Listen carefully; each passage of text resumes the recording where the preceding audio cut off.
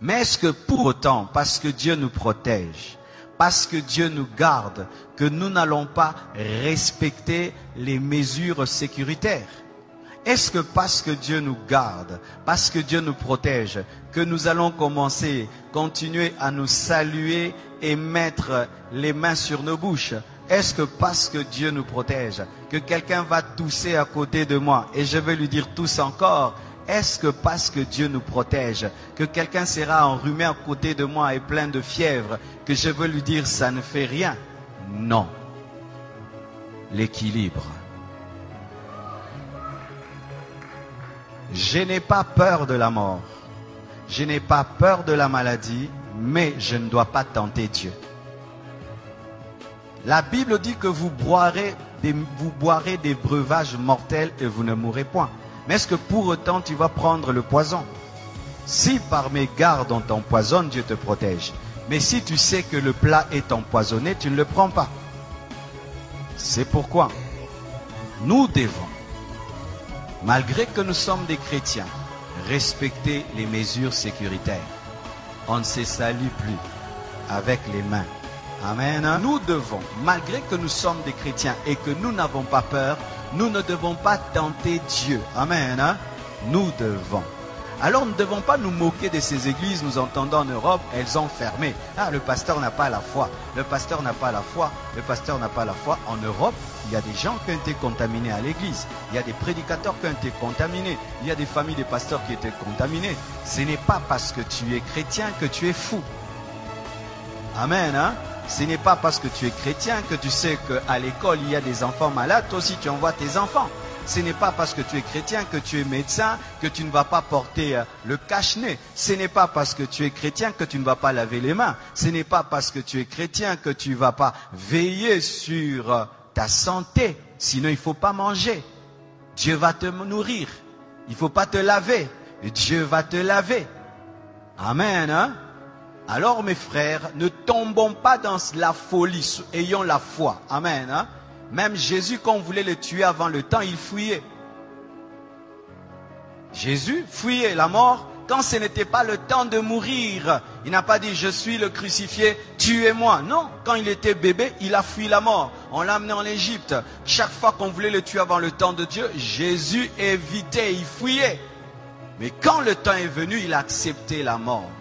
Et la Bible dit ceci: soyez simples comme des colombes, prudents comme le serpent. Donc si demain on nous dit qu'il faut respecter un maître, tu respectes un maître. Amen. Hein? Si demain on dit, eh bien maintenant il y a des millions de personnes, même au Congo, les églises ferment, on ferme. Fermer l'église, ce n'est pas fermer la foi. Fermer un bâtiment, ce n'est pas fermer l'église, parce que l'église n'est pas un bâtiment. Je vais venir là, amen, hein? Parce qu'il y a des gens qui, au nom de la foi, ils vont aller tenter Dieu et Dieu va leur prouver ce verset de Matthieu 4, versets 5 à 7. La Bible dit dans Matthieu 4, versets 5 à 7, le diable transporta Jésus dans la ville sainte, le plaça sur le haut du temple et lui dit, si tu es le Fils de Dieu, jette-toi en bas. Mets-toi en danger. Si tu es le Fils de Dieu, jette-toi en bas. Mets-toi en danger. Dieu te protège. Car il est écrit, il donnera des ordres à ses anges à ton sujet. Et ils te porteront sur les mains.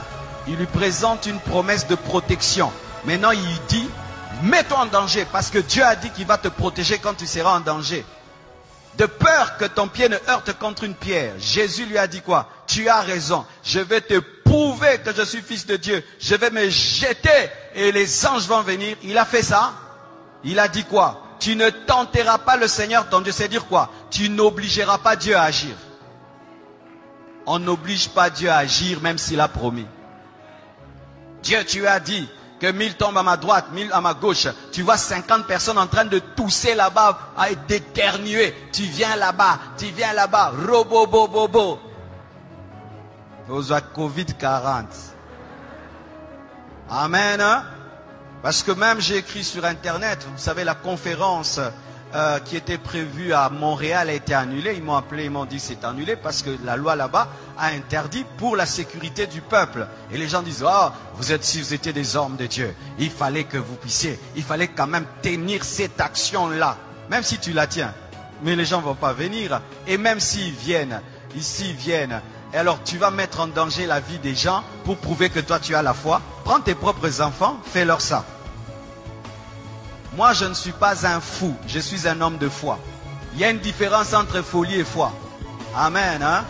Alors mes frères et sœurs, Jésus ne s'est pas jeté parce que Dieu a dit qu'il allait le protéger. Mais si on le poussait, Dieu allait le protéger. Mais là on ne l'a pas poussé.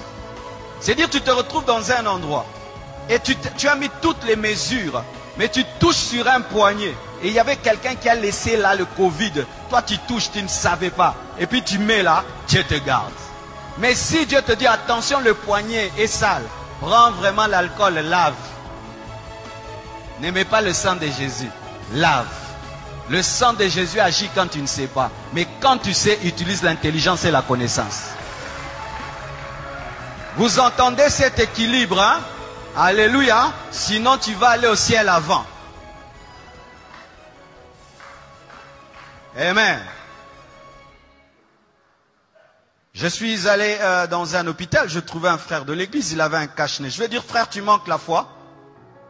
Non, il a la foi, il a la foi. Mais est-ce que parce que tu as la foi, tu n'as pas porté des chaussures? Pourquoi vous portez les chaussures?